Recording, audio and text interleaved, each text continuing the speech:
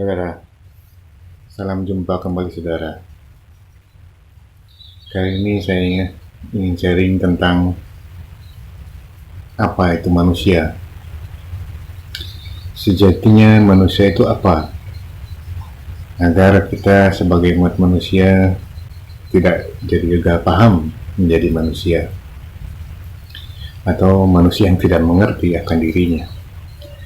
Karena manusia bukanlah makhluk bumi, bukanlah apa yang terlihat seperti ada daging, tulang, bulu, kulit, urat yang seperti kita rasakan ini.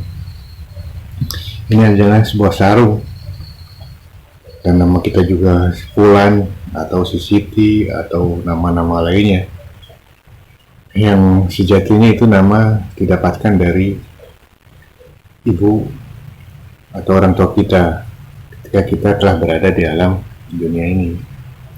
Sehingga siapa sih sebetulnya yang sejatinya kita ini sebagai manusia? Bagaimana kondisinya sebagai kita ini sebagai manusia?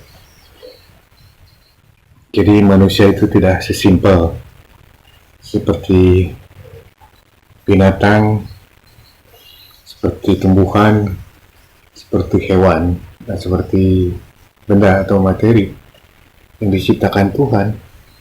Tetapi manusia ini karena makhluk sempurna, itu karena mempunyai ruh yang Allah tiupkan pada saat usia kita dalam kandungan 3 bulan 10 hari kurang lebihnya. Jadi kita tidak seperti binatang, tumbuhan ataupun benda yang tidak mempunyai ruh. Sedangkan kita manusia itu mempunyai ruh. Makanya dikatakan manusia adalah ciptaan yang paling sempurna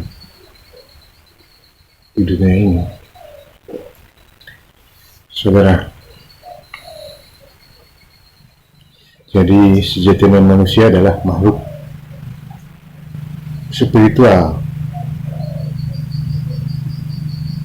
yang ruh yang Allah tiupkan berupa ruh ke dalam diri kita dan bersemayam di dalam diri kita, di dalam diri yang terdalam, yaitu di dalam kolbu kita.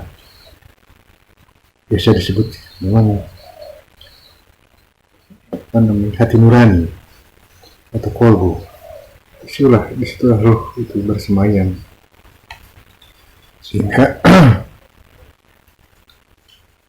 memerlukan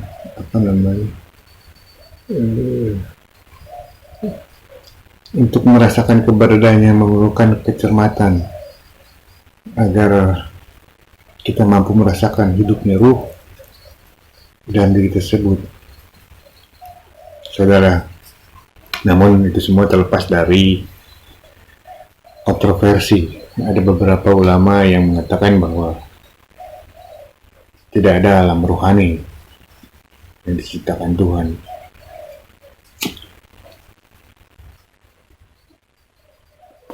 Biarlah itu menjadi sebuah kontroversi, karena apapun juga apa yang diterangkan di dalam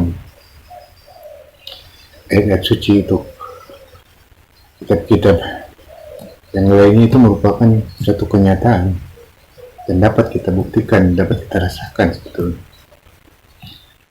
Kalau kita memang betul-betul sungguh mencermati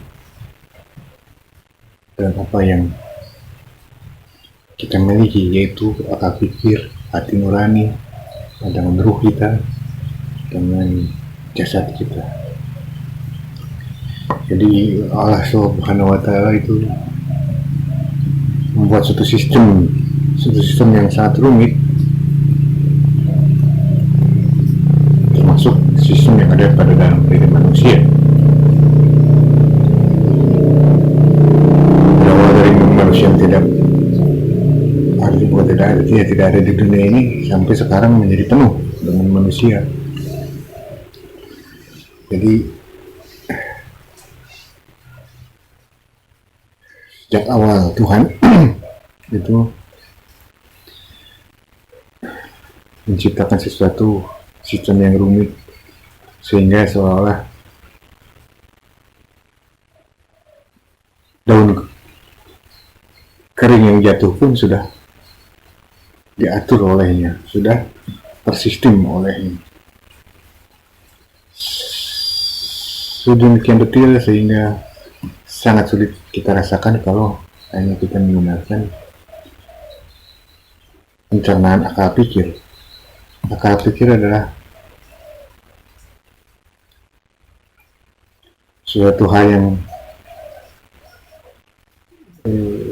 logis, yang mencerna dengan logis, dengan logika, sehingga bila belum ada sesuatu kejadian yang mencerahkan akal pikirnya, pasti akan ditolak akal pikir bahwa itu semacam tahayul atau sesuatu hal yang mustahil. Saudara,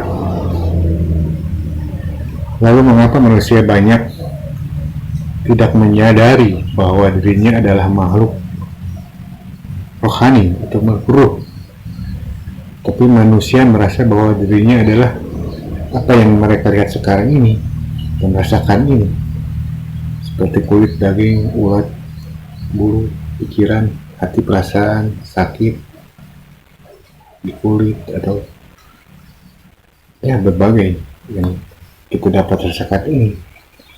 Ini sebetulnya karena manusia kurang mencermati keadaan diri pribadinya sendiri, sehingga apa yang dipikirkannya ya itulah yang dikira dirinya sejati, yang bernama si Fulan atau si Siti atau Abdullah atau nama-nama yang lain.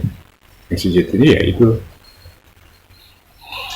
nama samaran, nama sarung kita, nama badan kita. Jadi nama samaran atau sarung ini bukanlah manusia sesungguhnya, karena manusia ini, badan raga ini atau nama ini akan hancur, akan hilang, akan lebur, jadi kembali ke bumi. Padahal kita tahu bahwa kita akan hidup di alam abadi, tapi kok kita akan hancur, kita akan kembali ke bumi, kenapa tidak kembali ke alam abadi atau ke alam abadi? Ini yang menjadi kadang-kadang pertanyaan besar dalam diri kita ini. Oleh karena itu, saya hanya mencoba men-sharing lah. Barangkali ini sharing ini dapat dimengerti sejelas-jelasnya sehingga pemikiran kita tentang diri kita ini dapat terbuka. Saya tidak akan jauh berbicara ke alam rohani atau alam abadi atau pada awal penciptaan yaitu Nabi Adam, tidak. Saya akan berbicara pada menguraikan keadaan manusia kita ini mulai dari awal, dari orang tua kita saja. Jadi bukan dari penciptaan awalnya terjadi di manusia.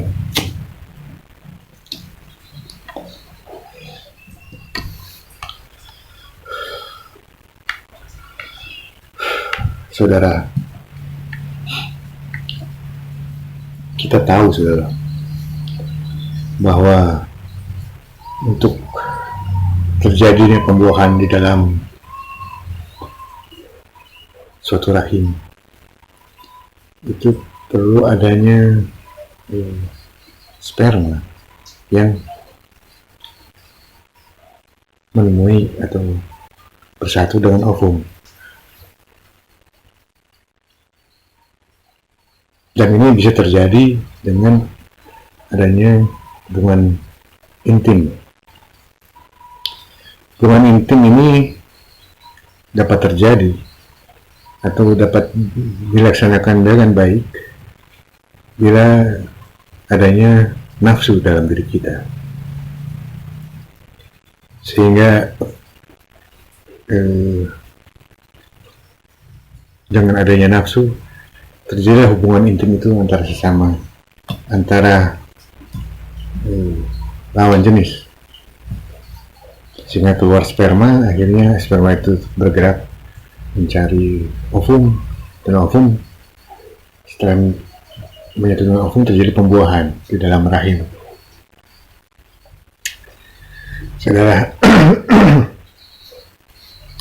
intinya bahwa hubungan intim ini memerlukan nafsu. Lalu setelah terjadi pembuahan dalam rahim yang dikatakan zigot, ini memerlukan pertumbuhan asupan gizi untuk zigot ini dapat berkembang. Oleh karena itu, sang ibu pun memberikan asupan makanan yang bergizi, minuman, makanan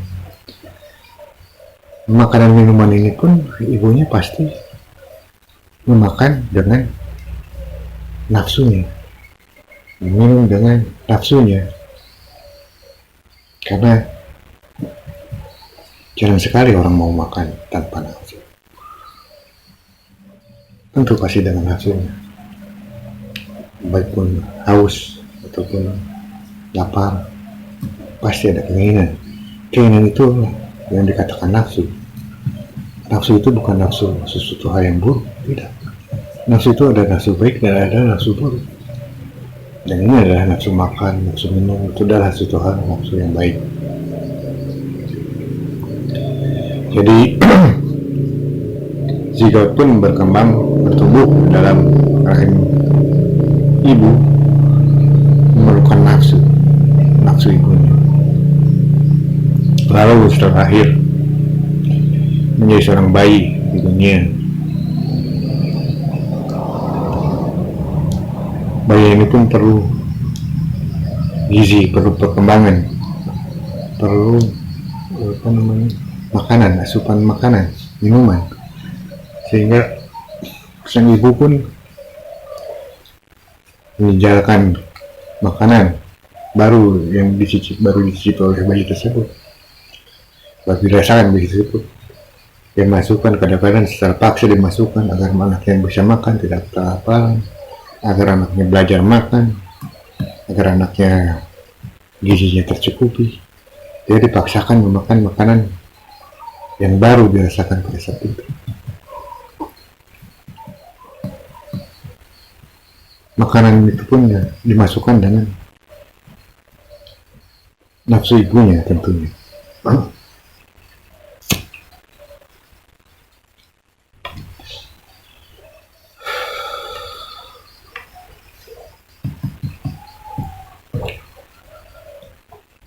Terus bayi itu berkembang, mulai matanya dia melihat bentuk, mulai hidungnya dia mencium aroma, mulai pendengarannya, telinganya dia mendengar suara, mulai kulitnya dia merasakan sakit, mulai pikirannya dia mulai mencerna, mulai hatinya merasakan kecewaan, kesedihan. Semua itu masuk dalam diri manusia dan terekam di dalam akal pikir dan hati manusia, sehingga banyak ribuan yang terekam, sehingga kita sampai tua begini itu sudah mungkin jutaan yang terekam dalam akal pikir, dalam hati kita. Nah, semua yang terekam di dalam akal pikir, yang terekam di dalam hati, yang masuk melalui mulut, melalui hidung, melalui telinga, melalui mata, melalui pikiran, melalui hati, itu semua terekam dalam hati. Dan akal pikir menjadikan nafsu kita untuk bertindak, nafsu kita untuk melangkah, nafsu kita untuk melakukan sesuatu, baik melakukan sesuatu hal yang baik ataupun melakukan sesuatu hal yang buruk.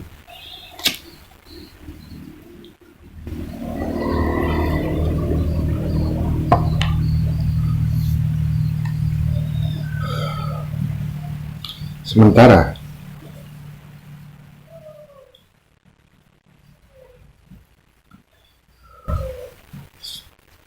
setelah kita terpenuhi oleh ilmu-ilmu atau pengajaran atau pengalaman dari berbagai macam yang kita alami, kita rasakan, ini akan menjadi suatu referensi dalam kita melalui suatu langkah. Jadi artinya begini, kita melangkah baik ataupun buruk itu selalu menggunakan nafsu. Kita diciptakan oleh nafsu, artinya bukan ciptaan, dibentuk. Kita dibentuk oleh nafsu dalam rangka dikembangkan dengan nafsu ibunya dalam perut. Kita terlahir diberikan nafsu sampai sehingga sekarang ini kita bergerak pun dengan nafsu. Nah, sementara yang Allah tiupkan pada usia 3 bulan 10 hari dalam kandungan itu terlak di mana, bagaimana kehidupannya. Ruh tersebut berada di dalam diri yang terdalam, yaitu di dalam kolbu manusia. Dalam diri manusia yang terdalam, dalam kolbu. Bagaimana akan kita bisa merasakan kehidupan ruh tersebut jikalau akal pikir kita dan nafsu kita ini yang selalu mendahului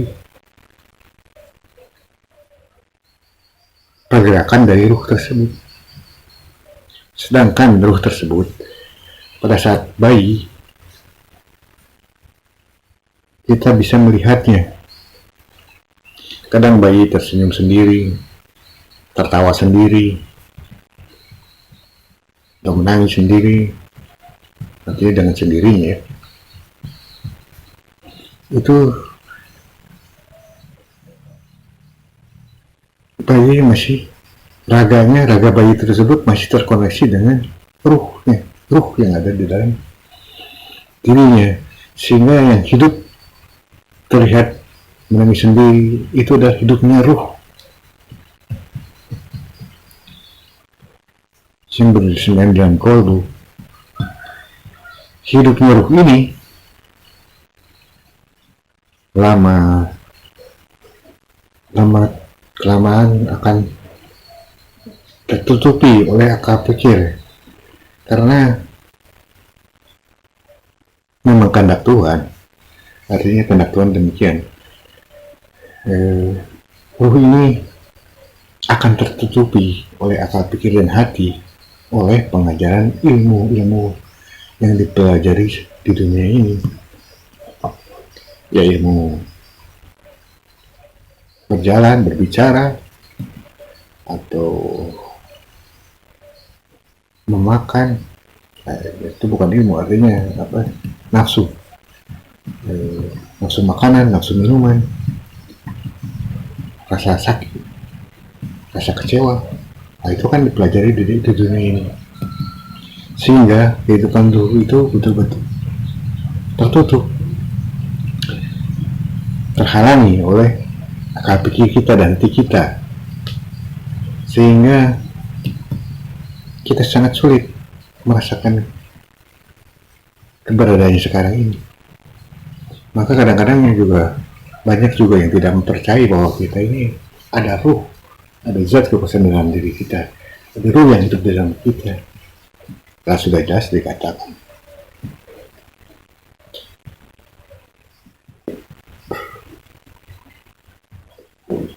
Bahwa ruh, setiap kekuasaan Tuhan itu ada di setiap ciptaannya, di benda, di binatang maupun di manusia sendiri. Seluruh ciptaan ada kekuasaannya, bukan Tuhan. Ini kekuasaan. Kekuasaan Tuhan ini dapat rasakan, dapat kita mengerti. Kekuasaan kelembagaan kepolisian saja dapat kita rasakan. Artinya kita merasa takut di jalan, ada polisi, pada polisinya tidak ada. Kekuasaan seperti itulah, artinya bukan seperti itu. Kekuasaan kepolisian itu saja dapat terasakan, apalagi kekuasaan Tuhan yang sangat besar dan seagung.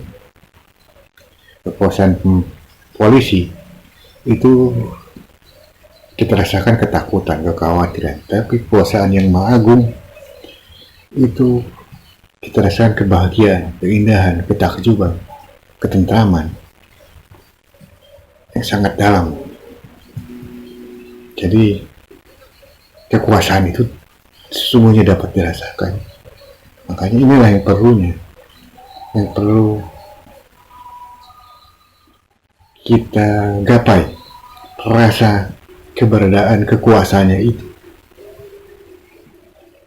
sehingga kita betul-betul merasakan keberadaannya, kita betul-betul merasakan kehadirannya.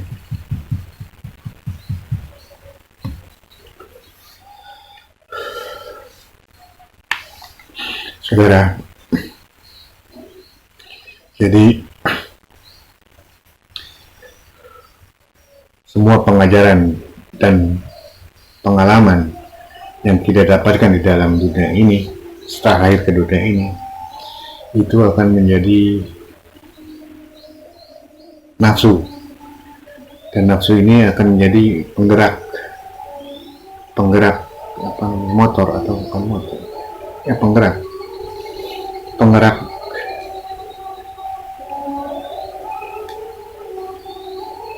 tingkah laku, penggerak salah pola, penggerak pikiran kita. Misalnya begini, kalau kita lapar, nafsu nasi sudah ada, terbentuk keinginan nasi muncul, kita lapar, keinginan nasi muncul, di dalam pikiran terbayang nasi, berikut lauknya.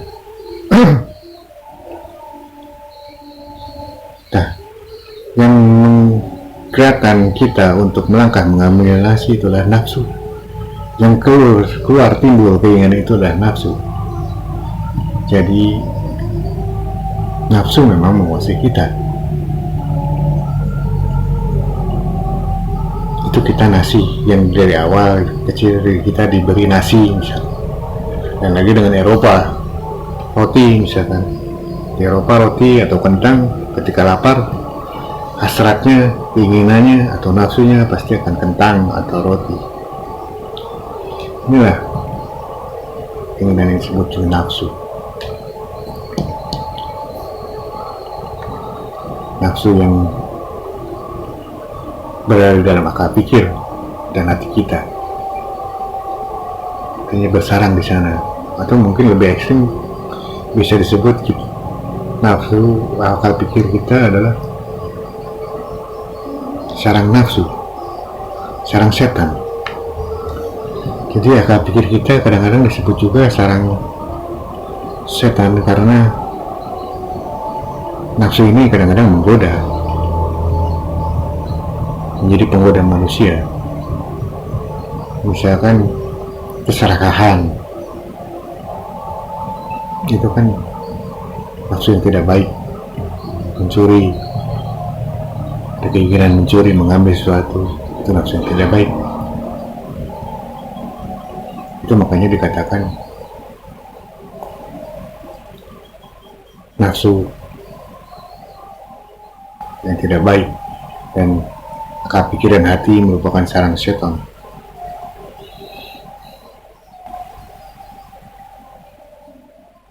Memang kalau kita cermati segala sesuatu apa yang ada di dunia ini akan menjadi suatu penggoda manusia.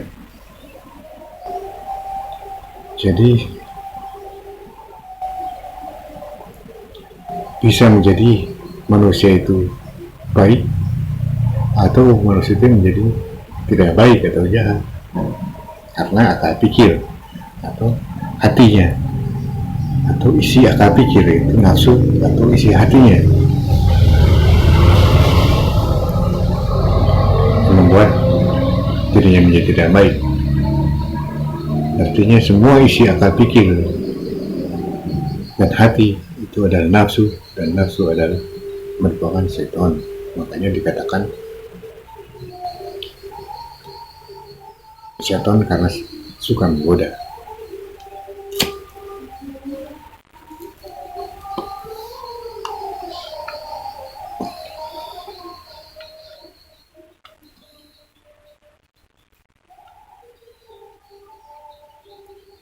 Saudara,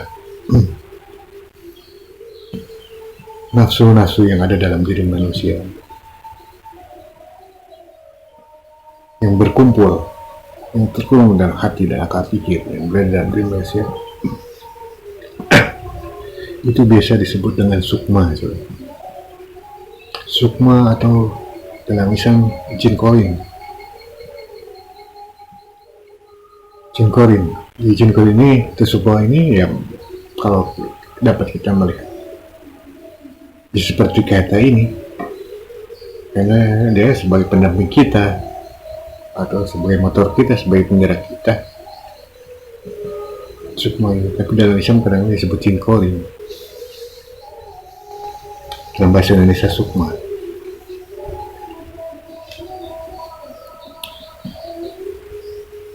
Jadi sukma ini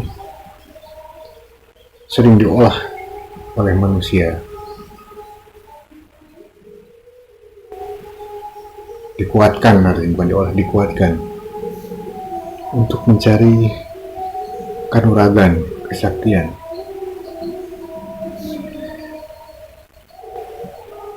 Bukan ruh, bukan yang lain, tapi sukma. Sukma ini adalah yaitu nafsu-nafsu yang diperkuat sehingga menjadi suatu kesaktian yang kadang-kadang memang dalam kesaktian tersebut ada perjanjian. Perjanjian artinya kita dibantu oleh alam lain, jin-jin yang lain, bukan jin korin. Jin korin ada jin kita, tapi jin yang lain. Dan perjanjian itulah yang akan menjadi musyrik, karena telah mengadakan perjanjian dengan jin, bukan dengan Allah Subhanahu wa Ta'ala.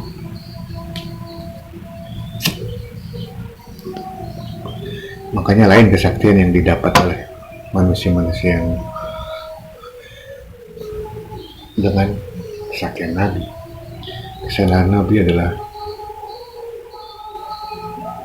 tidak berupa keinginan, tidak berupa keinginan Nabi, tapi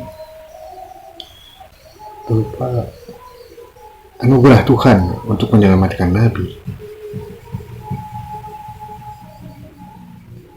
atau menyelamatkan umatnya. Tapi kalau kita manusia selain Nabi, biasanya kita bisa sakti karena sukma atas keinginan kita, bukan keinginan Tuhan. Ini yang menjadi bedanya.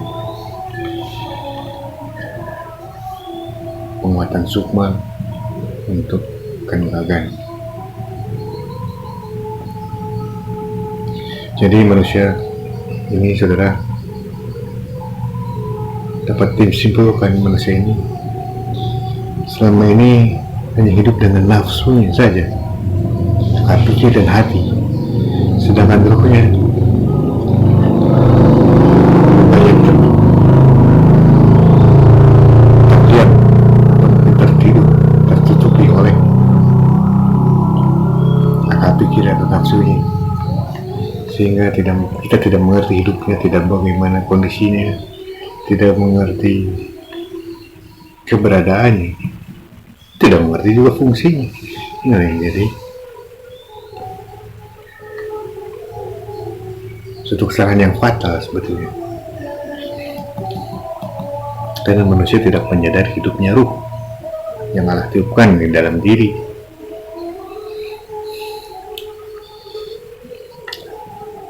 Ruh ini juga yang dikatakan Nur Muhammad. Nur Muhammad itu bukan suatu makhluk yang, tapi suatu zat, sifat kekuasaan Tuhan yang terpuji yang berada dalam diri kita. Sehingga jika ruh ini berkembang sesuai fitrahnya,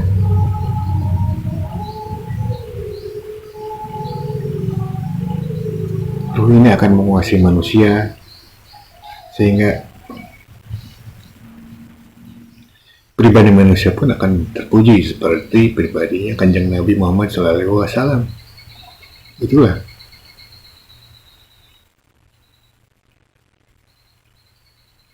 ruhnya yang telah hidup. Contoh manusia yang telah hidup itu para nabi.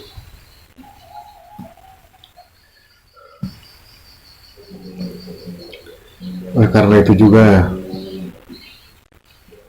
ini semua adalah kehendak Tuhan. Kita dibuat dengan nafsu, dikembangkan dengan nafsu, terlahir juga berkembang dengan nafsu, hidup di dunia dengan nafsu. Namun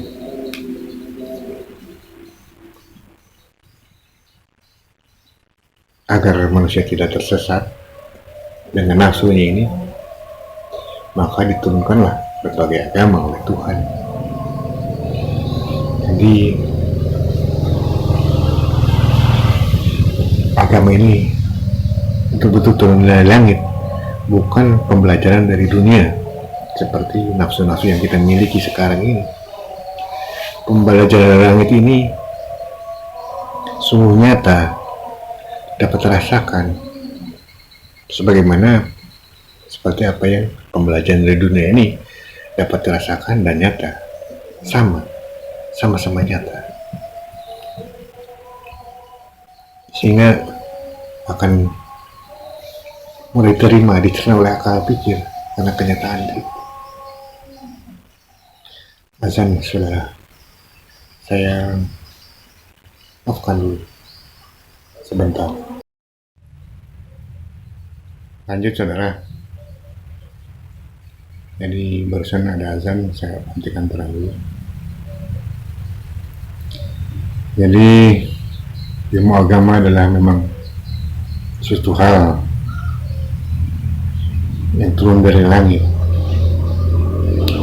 sementara akal pikir dan hati kita banyak mempelajari apa-apa yang ada di dalam dunia. Jadi bagaimana ini akan bisa klop antara pembelajaran dunia dengan pembelajaran dari langit, yaitu makanya dengan adanya ritual keagamaan yang dilakukan. Ritual inilah diharapkan mampu membangun kehidupan ruh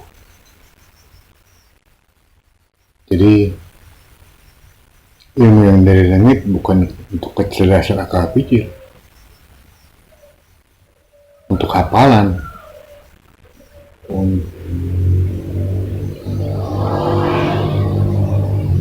tapi ilmu dari langit adalah untuk kecerdasan ruh,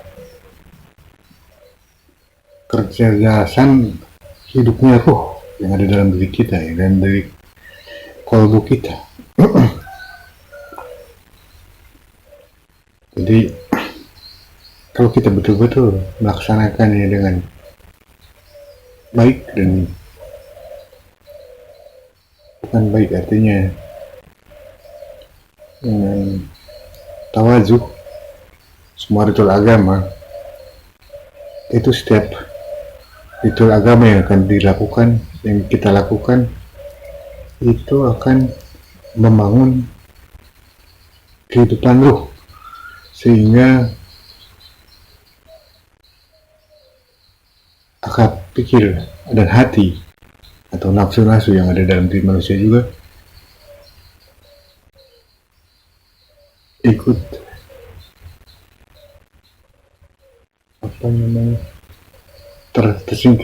agak tersingkirkan, semacam begini. Contohnya beginilah, kalau kita berzikir yang benar atau zikir yang benar, hanya zikir aja, itu ada rasa ketentraman, ketenangan dalam hati.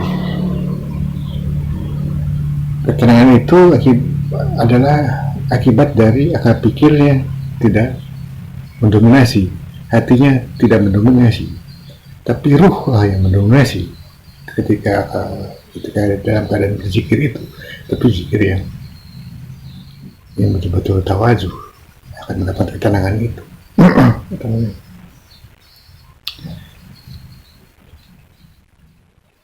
Jadi bukan soal benar dan salah dalam berritual agama, tapi kemampuan merasakan ritual itulah gunanya agama, sehingga ruh itu betul-betul hidup berkembang sesuai fitrahnya. Fitrahnya itu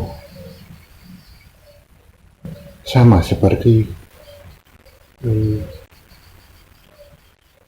jin korin membentuk satu badan di dalam diri kita juga, berkembang seperti itu ruh tersebut, sehingga ruh itu menguasai tubuh kita. Kalau sekarang misalkan jin korin yang menguasai kita, atau sukma kita yang menguasai kita, atau nafsu kita yang menguasai kita, kalau ruh ini hidup, ruhnya lah akan yang menguasai kita, sehingga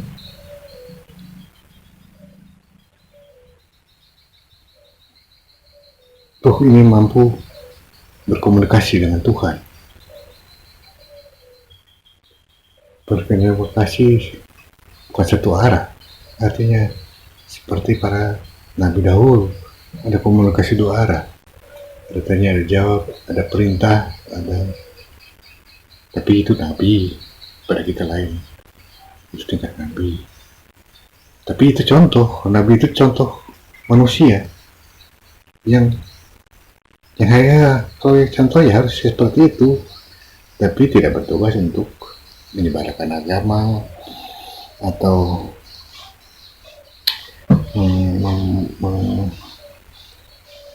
menyadarkan umat agar beragama, bukan itu. Kita hanya bukan bertugas.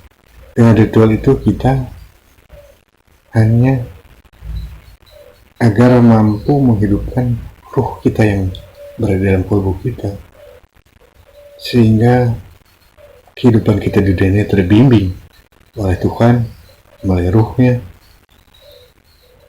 dan nanti pun pulang, ruh ini karena sudah hidup, dia tahu arahnya, dia tahu kemana akan pulang, dia tahu kemana tujuannya.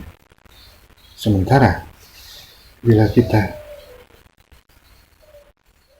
ruh kita tidak hidup, kita hanya hidup dengan akal pikir dan hati, Apakah kita tahu? Akan pikir tahu dan nanti tahu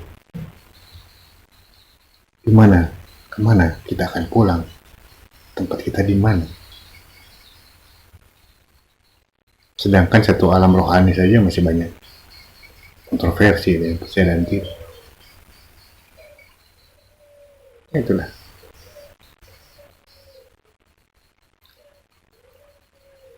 Kalau kita sudah hidup, roh kita hidup, apakah kita mampu melakukan hal-hal yang buruk? Sedang kita tahu bahwa kita merasakan Tuhan itu menyaksikan kita. Karena ruh ini bukan suatu keimanan ilusi atau suatu pemahaman, tapi ruh ini suatu rasa bahwa Tuhan mengetahui, bukan pemikiran bahwa Tuhan mengetahui, tapi suatu rasa bahwa Tuhan mengetahui. Itu beda, sangat beda artinya dengan pikiran Tuhan mengetahui dengan rasa Tuhan mengetahui. Maka tentu kita tidak akan berbuat yang macam-macam, menyakiti, berbohong, menipu.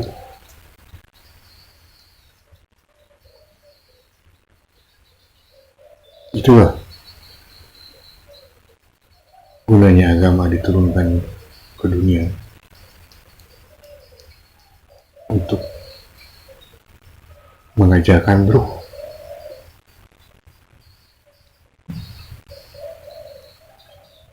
agar mampu selama di dunia ini ruh itu berkembang hidup, dan kelak ketika akan dipanggil pulang ke hari bahannya, ruh akan tahu di mana tempat dia berada. Sedangkan akal pikir dan hati kita tidak akan pernah tahu.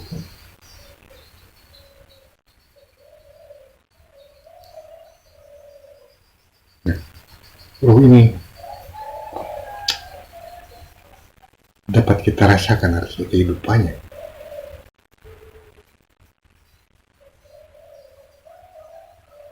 Jikalau kita betul-betul mencermati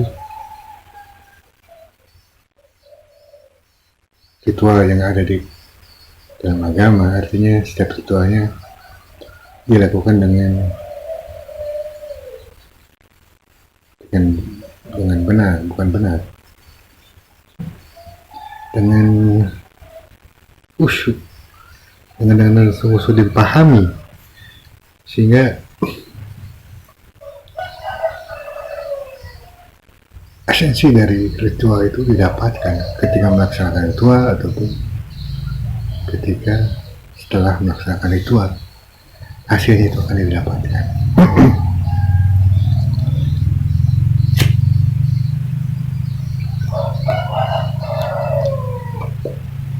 Itulah gunanya ruh yang ditiupkan dalam kalbu kita, agar kita menjadi manusia yang sempurna, betul-betul sempurna, mempunyai ruh, mempunyai akal, pikir, mempunyai hati yang disebut sukma, mempunyai badan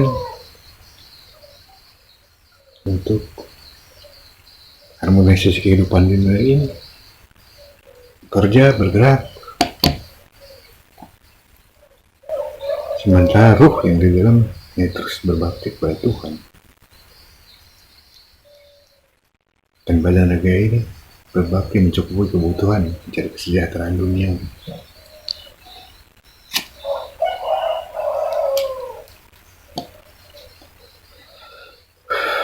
Saudara,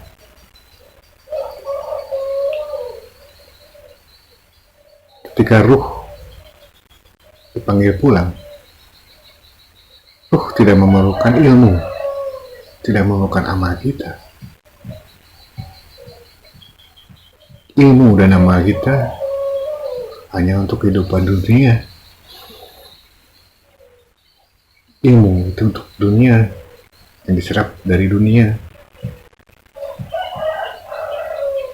Amal pun untuk dunia, bukan untuk bekal di akhirat sana. Tapi agar hidup ruhnya itu, agar ruh kita itu hidup, kita memerlukan amal dan ilmu itu. Jadi jangan terbalik bahwa kita beramal untuk kehidupan di sana, bukan, karena ruh bisa pulang tanpa amal itu, tanpa ada kebaikan itu, tapi untuk mengasal ruh ini telah hidup, dan untuk menghidupkan ruh itu yaitu dengan amal dan ilmu.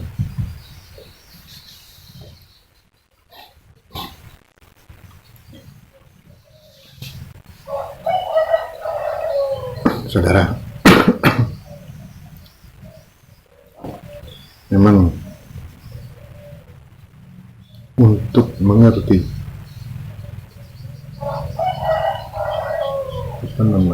ilmu yang dari langit oleh ilmu yang kita dapatkan di dunia ini, walaupun itu ilmu agama, karena ilmu agama kan hanya teori. Nah, itu menyerap dalam akal pikir. Prakteknya, kenyataannya itu yang harus kita rasakan ada di dalam diri, adalah pembangunan kehidupannya ruh, hidupnya ruh, berkembangnya ruh ini sehingga mampu berkomunikasi dengan Tuhan.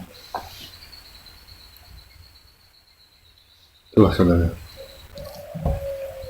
yang pasti jadinya manusia adalah makhluk spiritual yang mempunyai ruh, dan ruh ini berasal dari haribaannya. Saya tidak mau mengatakan alam rohani karena akan mungkin jadi kontroversi. Dari haribaannya, yang datang dari haribaannya dan harus kembali ke haribaannya, ruh ini. Agar bisa kembali, ya ruh ini harus hidup di dunia sebelum kembali dan mengetahui caranya. Untuk hidup, ruh ini diperlukan agama. Agama ini untuk membangun sisi kehidupan ruh. Ruh ini mempunyai sifat terpuji. Ruh ini mampu berkomunikasi dengan Tuhan. Sehingga bila ruh ini telah hidup, maka manusia itu akan jadi manusia yang terpuji, dan ruh itu akan bisa pulang ke haribaannya kembali. Itulah tujuannya agama. Turunkan berbagai macam agama sesuai zaman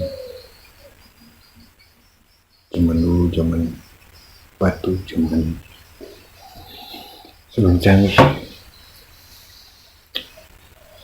Lain pula ritual agamanya sesuai dengan keperluan. Dan ini yang terakhir, agama Islam sesuai dengan kebutuhannya yang semakin namun kenyataannya semakin sulit, semakin susah. Islam ini telah disempurnakan dari agama-agama yang lain, tapi bukan berarti agama yang lain tidak sempurna. Semua agama itu dari Tuhan intinya. Siapapun yang bisa kembali kepada Tuhan, artinya itulah. Walaupun beragama Kristen, agama Buddha, agama Hindu, agama Konghucu, atau tidak beragama pun, siapapun yang bisa kembali ke Tuhan, itulah manusia yang sempurna. Itulah manusia.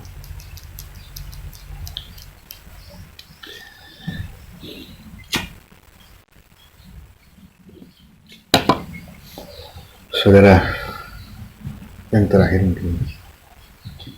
Jadi sebetulnya manusia terdiri dari 4 badan. Yang kita lihat kan ini ada 1 hanya raga, yang terasa hanya pikiran. Sebetulnya ada 4. Yang pertama adalah badan. Raga ini yang mempunyai kulit, daging, urat, tulang, bulu. Nama, bulan, siti, Udin atau siapalah namanya, itu raga. Terus yang terlihat elok dan mampu mumpuni untuk hidup di dunia, itulah raga. Itu badannya raga, badan yang terlihat. Terus ada lagi badan nyawa. Badan kedua adalah nyawa. Nyawa ini adanya pada saat awalnya berada di sperma manusia dan ovum manusia. Kalau di laki-laki sperma, kalau di perempuan ovum. Makanya nyawa ini dapat bergerak seperti binatang. Binatang punya nyawa, dia bergerak, tumbuh berkembang. Nyawa inilah yang menggerakkan jantung tanpa dikontrol akal pikir, paru-paru yang bergerak sendiri tanpa disuruh, lambung bergerak sendiri, pankreas, hati, dan seluruh anggota dalam tubuh atau refleks di dalam tubuh ini, itulah yang bisa katakan nyawa.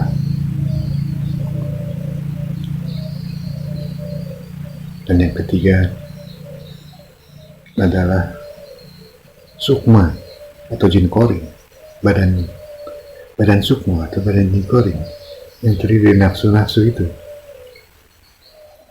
yang terbentuk dari nafsu-nafsu setelah ada di dunia, setelah adanya kita di dunia, baru terbentuk menjadi jin korin.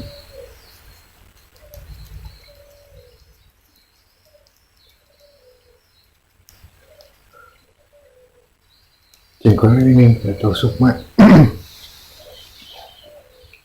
ya, yang kebanyakan selama ini menggerakkan tingkah laku kita. Ini selalu bersarang dalam hati dan pikiran, mendampingi hidup kita. Jin korin. Dan yang terakhir adalah ruh yang Allah tiupkan ke dalam kalbu kita. Badan ruh ini yang harus hidup berkembang sesuai fitrahnya oleh ritual agama. Jadi bukan agama, oleh ritual agama. Inilah yang juga dikatakan Nur Muhammad, yang kalaupun kita syahadat, sebetulnya yang kita ucapkan yang syahadat asyhadu anna Muhammad Rasulullah, itu Muhammad kita, bukan Nabi Muhammad sallallahu alaihi wasallam, tapi kita. Karena Nabi buat apa? Sudah tidak memerlukan kita menyebutnya, kita juga tidak perlu mengkultuskan beliau malah senang, tenang di alam sana. Jadi kita yang harus disebut Muhammad ini, penyaksian kita mengakui bahwa kita Nur Muhammad, utusan Tuhan. Kalau kita mengaku utusan Tuhan, harus berbuat seperti sebaik utusan Tuhan.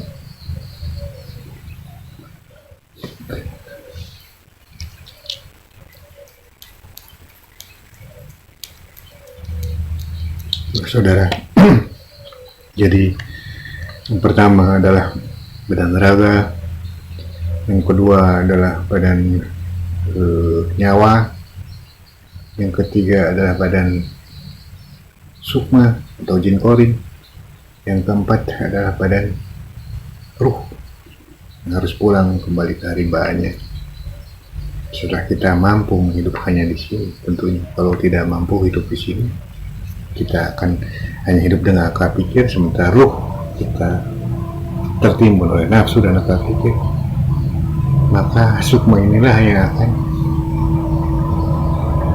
mengurung ruh kita sehingga kita tersasar tidak bisa pulang, tapi ya berada di sini, yang artinya ya bergentayangan. Tapi banyak orang juga tidak percaya kan, lainnya bergentayangan ya karena belum merasakan. Nah, bukan belum merasakan, belum mengerti. Pengertian ini didapat bukan dari akal pikir, bukan dari ilmu yang dari luar kita, tapi pengertian ini timbul di dalam. Karena Tuhan itu berbicara melalui mulut kita, berbicara melalui mata kita, berbicara melalui pikir kita, berbicara melalui telinga kita, berbicara melalui seluruh anggota tubuh kita. Jadi bagaimana kita mau menyangka kalau Tuhan itu berbicara pada kita dan kita sendiri? Sangat sulit. Inilah gunanya pengertian pengembangan, pengertian untuk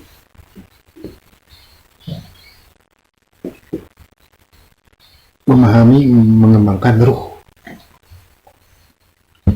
manusia.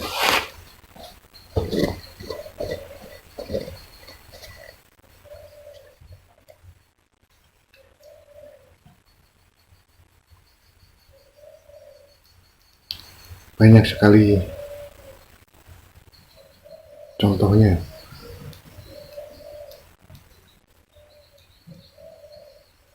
Bila manusia dapat menciptakan, bukan menciptakan, menemukan sesuatu. Kalau menciptakan adalah hak Tuhan, hak Allah Subhanahu wa Ta'ala. Manusia hanya menemukan sesuatu. Ketika manusia itu sudah tidak melakukan apa-apa, artinya ketika segala usaha diupayakan dengan pikiran dan uji coba begini, uji buat sana salah, uji coba begini tidak jadi, uji coba begitu tidak jadi, dan bermacam cara uji coba dilakukan, tidak jadi apa yang dimaksud, sehingga akhirnya manusia ini, penemu ini biasanya putus asa. Di dalam putusan itu biasanya, artinya di dalam ketidaktahuan, di dalam tidak menggunakan akal pikir dan hati, ketika itulah ilham akan timbul, karena ilham akan muncul. Ini begini, seharusnya begini, barulah ditemukan semacam listrik, telepon atau apa, penemuan yang lain yang untuk manfaatan dunia. Demikian pula dengan ilmu ketuhanan, ilmu yang dari langit, tidak bisa menggunakan akal pikir tidak akan tembus, tidak akan mampu mengejar ilmu tersebut. Tapi ketika kita menyerah, pasrah kepada Tuhan, segala ilmu akan diturunkan. Makanya Nabi Muhammad SAW dia katakan umi itu karena bukan umi bodoh. Ya bodoh artinya bodoh bukan dalam hal kepintaran, artinya bukan bodoh tuh bodoh dalam ini dunia apa namanya, tapi pintar melakukan petunjuk Tuhan sehingga dia bisa berdagang itu karena petunjuk Tuhan. Dia bisa berpolitik karena petunjuk, dia bisa berperang karena petunjuk. Kalau seandainya dengan nafsu dan keinginannya, mungkin Nabi pun akan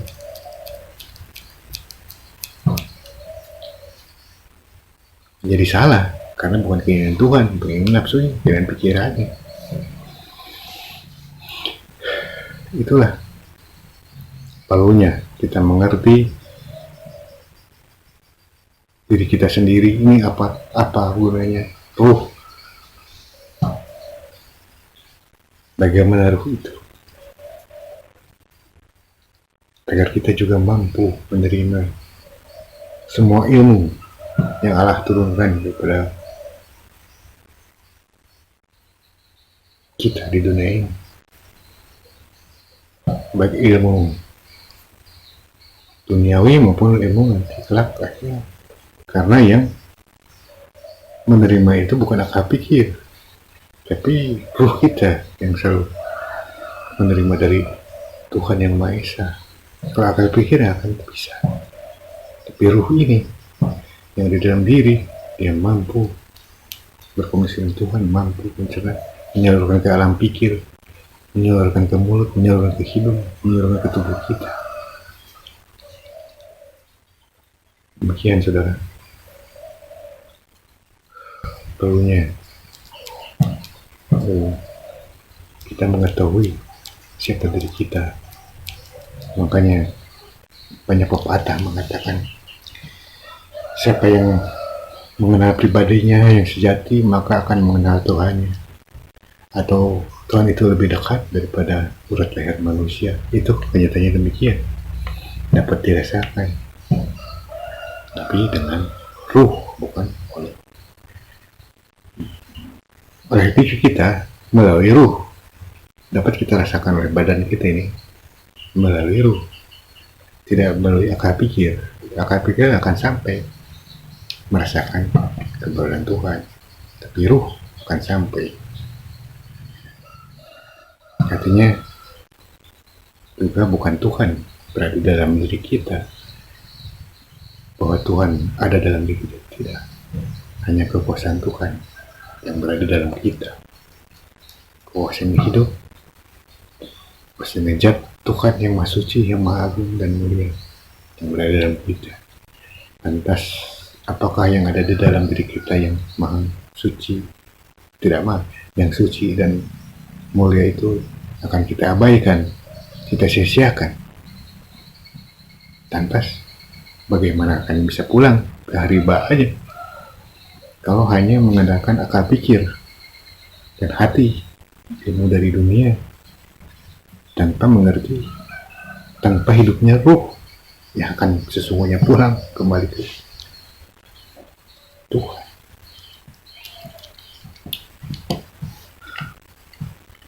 Memang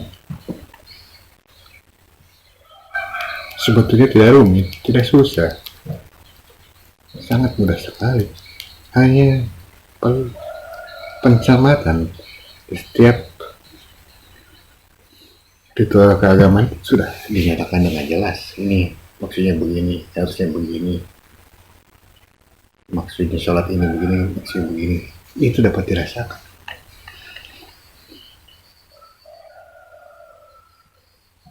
Karena Tuhan itu Maha Hidup.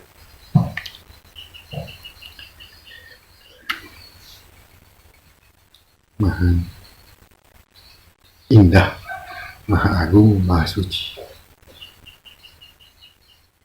Maha segalanya. Dan kita pun dapat merasakan kemahaan beliau sehingga kita takjub, keindahan beliau sehingga kita merasa terindah, kebahagiaan beliau karena kita terdekati oleh beliau.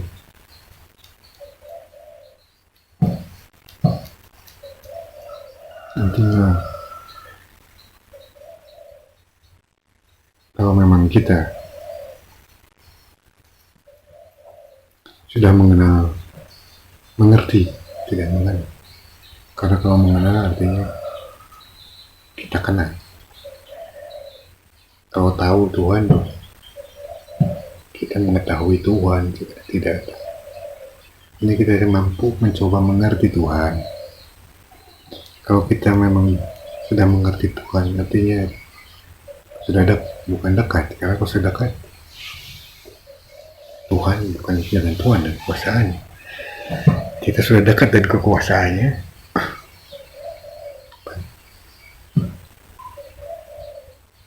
kita akan diberi semua ilmu, kemudahan, semua pengertian tentang ketuhanan. Namun ukurannya bukan penderitaan manusia di dunia atau harta manusia di dunia, karena yang banyak contohnya Nabi saja ini menderita, mandi tidak. Nabi juga ada tidak kaya. Jadi kekayaan dan penderitaan itu bukan ukuran kasih sayang Tuhan.